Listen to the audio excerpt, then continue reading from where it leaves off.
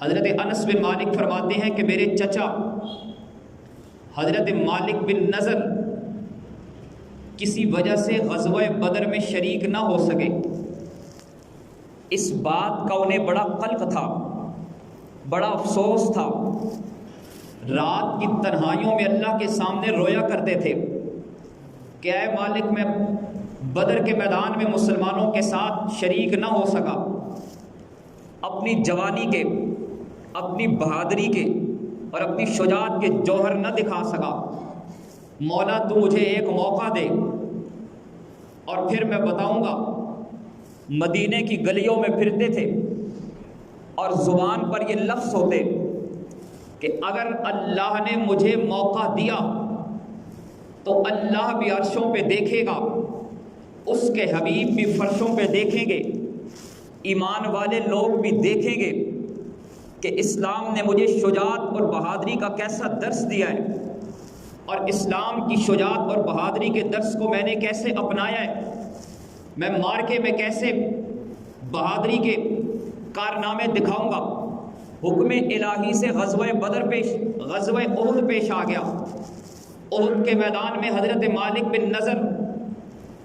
دشمن کی ان کی جماعت میں گھس گئے ہیں، اور دائیں اور بائیں سے، آگے اور پیچھے سے تلوار کے وار کرتے ہوئے وہ یوں لاشوں کے انبار لگاتے چلے جا رہے ہیں، لوگوں کو یوں کاٹتے چلے جا رہے ہیں کہ صاحب سیرت یہ لکھنے پہ مجبور ہو گئے کہ انسان یوں کٹتے چلے جا رہے تھے جیسے گاجر اور مولی کو کاٹا جاتا ہے، ایسے اللہ کے حبیب کے دشمن یہود و نصارہ یوں کٹتے چلے جا رہے ہیں، کفار کی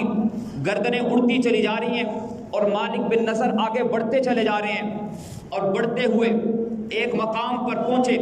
جسم خون سے لہولہان ہے، یہاں تک کہ جام شہادت نوش فرمایا۔ ان کا وجود پڑا ہوا ہے، پہچانا نہیں جا رہا کہ یہ شہید ہونے والا شخص کون ہے، یہ سرخ روح ہونے والا شخص کون ہے، جس نے اتنی جوان مردی کے کارنامے یہاں آج احد کے میدان میں رقم کیے ہیں۔ یہ شخص ہے کون؟ کوئی پہچان نہیں پا رہا۔ وجود کا کوئی حصہ ایسا نہیں ہے کہ جہاں پر زخموں کے نشان نہ ہوں، ہر جگہ پہ زخم لگے ہوئے ہیں، چہرے کے خط و خال تبدیل ہو چکے ہیں، وجود کا انداز بدل چکا ہے، یہاں تک کہ ان کی ہمشیرہ، ان کی بہن آتی ہے اور اپنے بھائی کے وجود کو دیکھتی ہے، اس کی انگلیوں کو دیکھتی ہے، اور انگلیوں کو دیکھ کر بہن نے کہا تھا کہ یہ میرے بھائی مالک بن نضر ہے، یہ میرے ویر مالک بن نضر ہیں۔ اللہ کے حبیب، یہ آپ کے دین پر قربان ہونے والا شخص میرا بھائی ہے، جس نے یہ کارنامے احد کے میدان میں رقم کیے ہیں۔